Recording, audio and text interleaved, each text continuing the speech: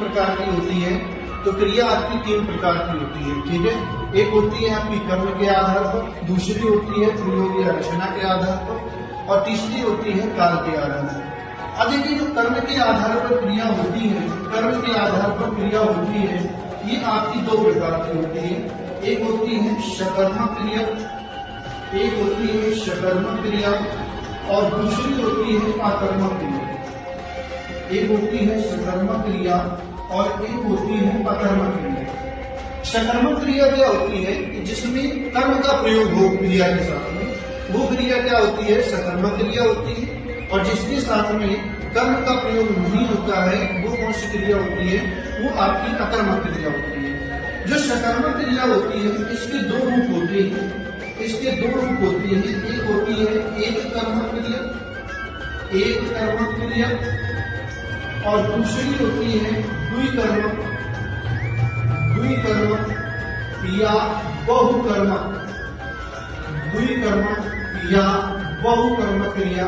तो सकर्मक क्रिया के 2 रूप हो गए आपके। एक कर्मक क्रिया का मतलब होता है जिसमें सिर्फ एक कर्म का प्रयोग हुआ हो, और द्विकर्मक यानी कि बहुकर्मक क्रिया जिसमें 2 या 2 से अधिक कर्म का प्रयोग हुआ हो, वो क्रिया कौन सी होती है, द्विकर्मक क्रिया होती है। वैसे कर्म प्रयोग या रचना के आधार पर क्रिया के भेद देखे, प्रयोग या रचना के आधार पर क्रिया के भेद देखे, तो यहाँ पर क्रिया के लगभग 8 भेद होते हैं। एक होती है आपकी सामान्य क्रिया, इसमें आती है सामान्य क्रिया आती है। इसी में आपकी संयुक्त क्रिया आती है। क्या आती है, संयुक्त क्रिया आती है। आप लोगों ने देखा होगा, देखो क्रिया सामान्य क्रिया क्या होती है कि भैया राम घर जाता है, अध्यापक क्लास में पढ़ाता है, ये सामान्य क्रिया होती है। और इसके बाद आती है संयुक्त क्रिया, जिसमें 2 क्रियाएं या 2 से अधिक क्रियाएं काम में आती हैं, वो संयुक्त क्रियाएं होती हैं। इसके बाद आती है पूर्वकालिक क्रियाएं, पूर्वकालिक क्रिया आती है।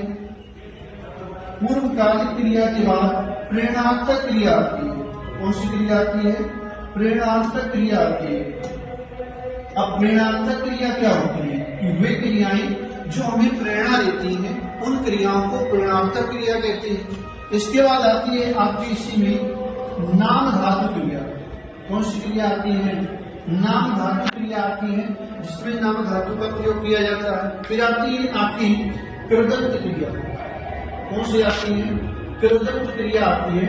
और कृदंत के बारे में हमने आपको जब प्रत्यय में पढ़ाया था, तो